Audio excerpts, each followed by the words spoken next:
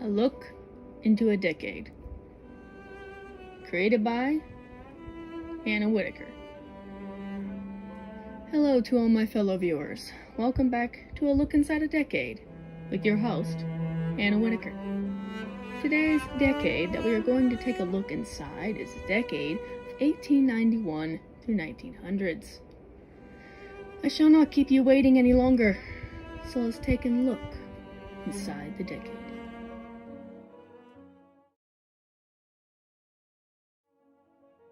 The decade of 1891 to the 1900s was a time period that sought to see change in America. The world was currently going through a very big industrial movement, calling it the Reconstruction era. Big industries were all bumping heads, causing businesses and companies to grow into big corporations. While the growth of America was in the making, there was an economic crisis going down in China, causing many Chinese people to have the desire to flee China. With this, cities growing and the creation of large steamships to carry new products on made Chinese immigration a lot easier. It allowed Chinese immigrants to see an escape. They would hop onto these ships and hide their way to America. Since this was a problem becoming more and more persistent in America, laws had to be put into place to influx the amount of immigrants in the U.S. President Chester A. Arthur, in the 51st Congress, passed the very first general immigration law with the Chinese Exclusion Act of 1882. This law made a temporary ban of Chinese immigration and made the statement that Chinese immigrants were unsuitable for naturalization. While these laws of immigration were put into place, there was another issue with protection of art for foreign nations. As the year of 1891 approaches, the International Copyright Act was put into action. 1891. In the year of 1790, the first Copyright Act was created and only protected citizens of the United States over 14 years and did not allow protection to citizens for other foreign nations. To make this simple, here's an example.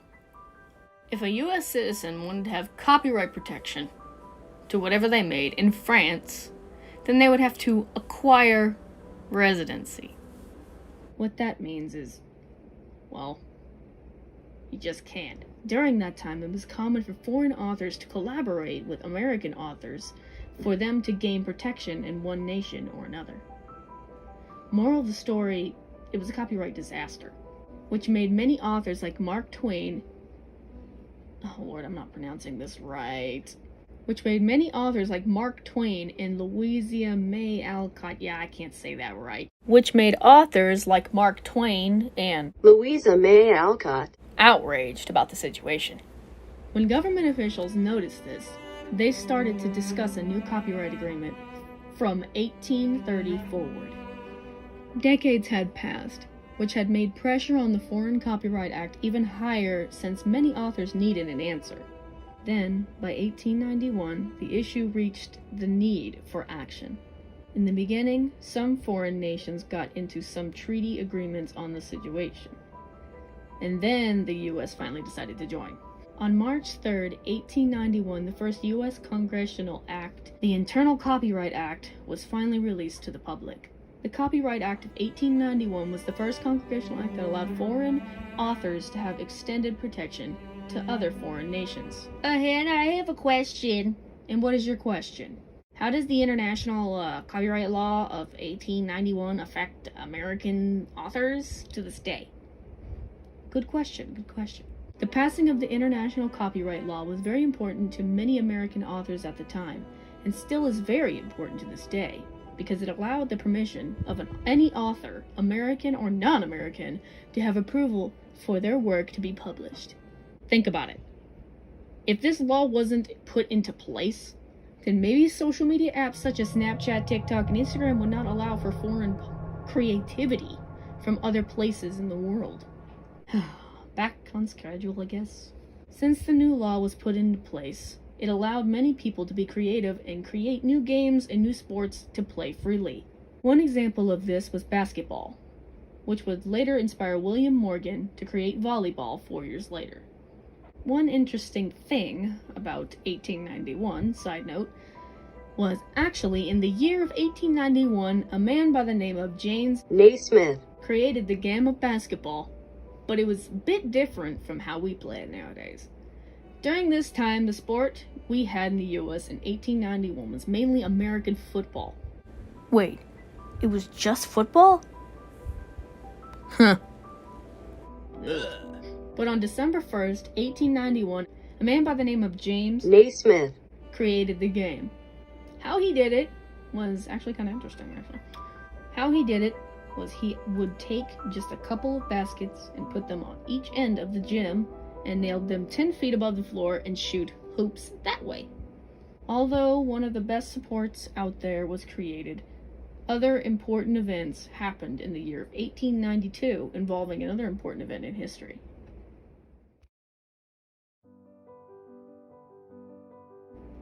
(1892). In the beginning, Andrew Carnegie had created the Carnegie Steel Company, I guess, that's how you say it, I don't know, into one of the largest and profitable companies in the US. Carnegie had also created one of the largest mills that was in the US. But in 1892, the workers of the Homestead Mill were still represented by the Amalgamated Association of Iron and Steel Workers. Although the union was made completely of skilled workers and craftsmen, they were supported even more by non-union workers. But on July 6, 1892, the Homestead Strike, also known as the Homestead Riot, was a big event that was against the Homestead Steel Works, which was also in collaboration with the Carnegie Steel Company in Pennsylvania. The strike was in dispute of Carnegie Steel Company and many of its workers who wanted revenge against wage cuts. The riot was so bad that it offset the company's management, which also involved the owner, Andrew Carnegie, the people who had been hired, and the Pinkerton National Detective Agency. What makes this situation even worse was there was a gun battle held, and a number of Pinkerton agents and strikers were killed, and many were injured on that day. Hey, Anna, question.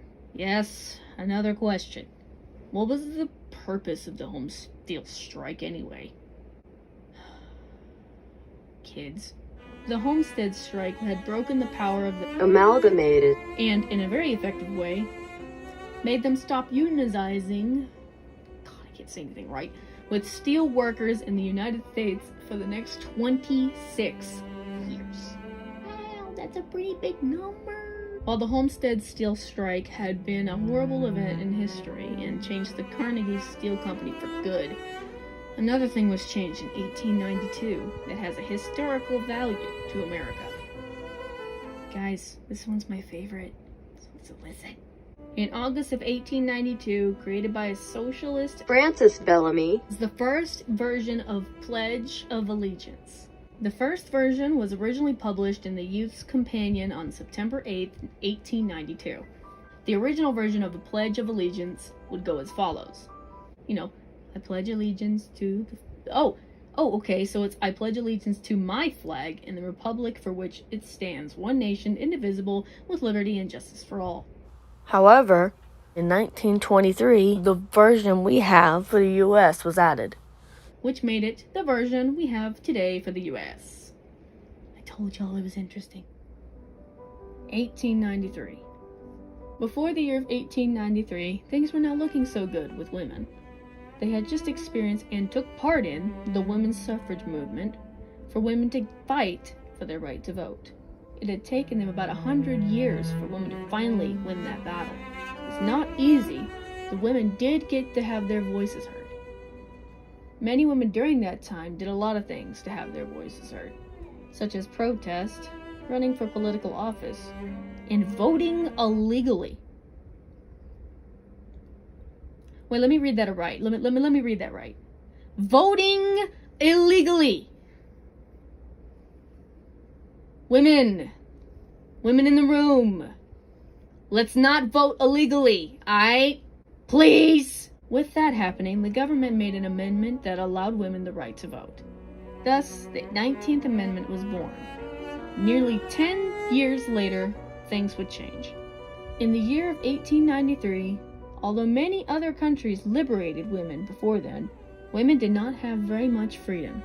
In many countries, women were still fighting to gain for their right to vote. But on September 19th, 1893, one place would allow women that right. The governor, at that time, Lord Glasgow. signed a new electoral act into law.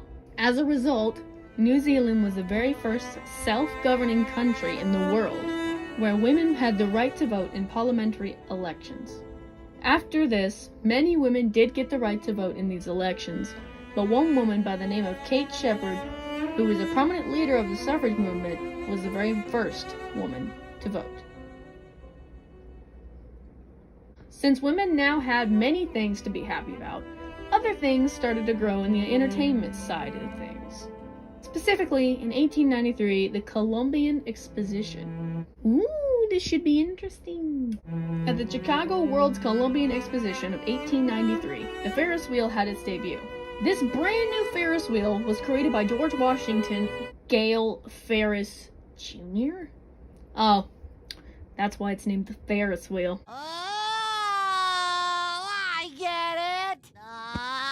This Ferris wheel was over 264 feet tall and weighed a whopping 1,300 tons. Yeah, 1,300 tons, that's a lot of metal, man. When the ride first opened, it was only 50 cents to ride. It ain't like that nowadays. Over 1.4 billion people paid for this 50-cent fee and was able to get the best ride experience they could ever get. The ride was the fair's most outstanding piece of engineering. But sadly, in May of 1906, a demolition company used over 200 pounds of dynamite to blow the giant wheel into pieces. So, moral of the story, you can't go visit that wheel anymore, because you'll be disappointed.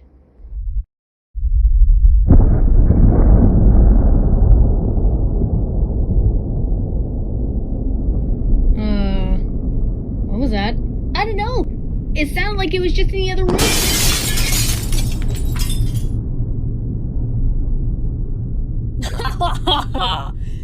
You would be wrong, wouldn't you, Hannah?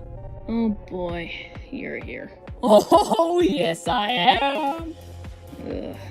Everyone meet my creation, Dr. Thyloid. Nice to meet you, teenagers. Can you care to explain why you're here? Why, that's a good question. I came here to crash our documentary party. Really? Just to do that? What? Are you not impressed with me or something? Obviously, you've tried to do this before. It gets annoying after a while. Alright, fine. Okay. Am I supposed to be scared? If you don't finish our documentary under 5 minutes, then I guess you could say your show will end with a big bang. Alright. I'll play your little game. We'll see who wins.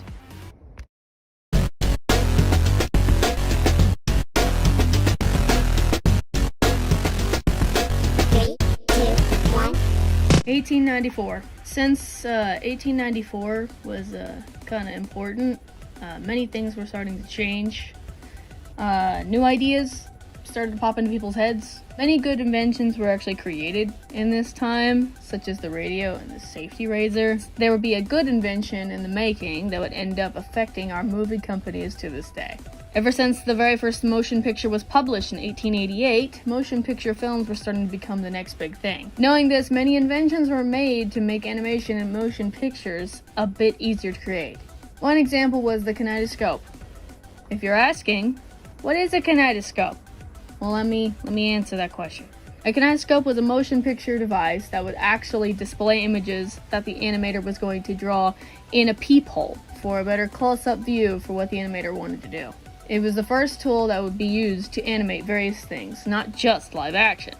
The kinetoscope was created by Thomas A. Edison and William K. Dixon in 1891, but his very first film that he had made with the kinetoscope would be shown to everyone at his first motion picture showing in 1894. Another fun fact about 1894, actually a man by the name of William C. Hooker created a brand new item that would be introduced into the market as the mouse trap. He would use the classic idea of bait on a piece of wood with a metal piece attached to the top to keep the mouse in. 1895, Booker T. Washington delivered his Atlanta Compromise speech. He was actually the very first African American to ever speak publicly to a racial mixed Southern audience. His philosophy was to mainly change the way white people had viewed blacks. This speech that Booker spoke was mainly a suggestion to African Americans not to fight for political or social equality, but instead they should work hard and others will eventually gain their respect from their peers. The Atlanta Compromise speech was so important because it was one of the main speeches given that talked about racial equality. A fun fact about 1895, Babe Ruth was born during this time period and would end up being one of the most popular baseball players in the world, and he would be the best-selling candy bar.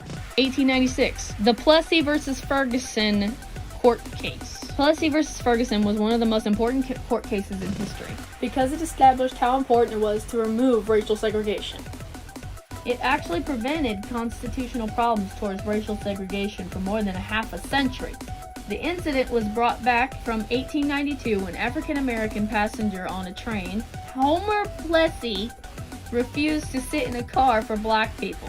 When they were rejecting Plessy's argument, that's when the court case began. After the court case ended, the Supreme Court said that a law that implies merely a legal distinction that was between white and black people was unlawful.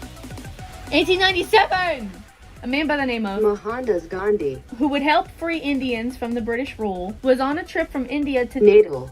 on January 10, 1897, and was almost killed in the streets by a mob of Europeans who was frustrated by the press reports of Gandhi's cause of advancements for his native land. When Gandhi was alive, he was mainly famous for helping Indian people come out under British rule during the non-violent resistance. Also, for another fun fact about 1897, a man by the name of Felix Hoffman, who was very interested in the pharmacy, he found compounds in silicone that made it poisonous, and he took it out in an effort to help his father out from suffering because he had arthritis. 1898. On April 25th of 1898, the United States declared war on Spain. The Spanish-American War was a big argument between the U.S. and Spain that would end Spanish colonial rule in America, and Americans had came up with the decision of recovery for the territories in the Western Pacific and Latin America. There were three main causes of the Spanish-American War: the U.S. supporting Cuba's independence, the sinking of the USS Maine, if that's how you say it, and yellow journalism. 1899. Cuba has detached itself from Spanish rule from the U.S., and American occupation continues till 1902. Before all this war was in action, Spain had control over Cuba. But during the Spanish-American War, Cuba had finally detached itself from Spain with the support from the U.S., which Spain was not happy about. But the Treaty of Paris that ended the Spanish-American War was Spain's way of gaining Cuba back. And finally, the 1900s. Since this year would be the year that ended off the decade, life had changed from the first year to the next. Life during the year of 1900 was unlike ours today. Life that the average family had in the 1900s was that many families had about 4 kids, and there was a 50-50 chance that your child is going to survive by the age of 5. There was no indoor plumbing, no phone, no car, and about half of all American children lived in bankruptcy. Most teenagers didn't go to school, but instead they worked hard in factories or fields. It was mainly common to live on farms or in rural areas. In conclusion, Dr. Thylord, I think I won.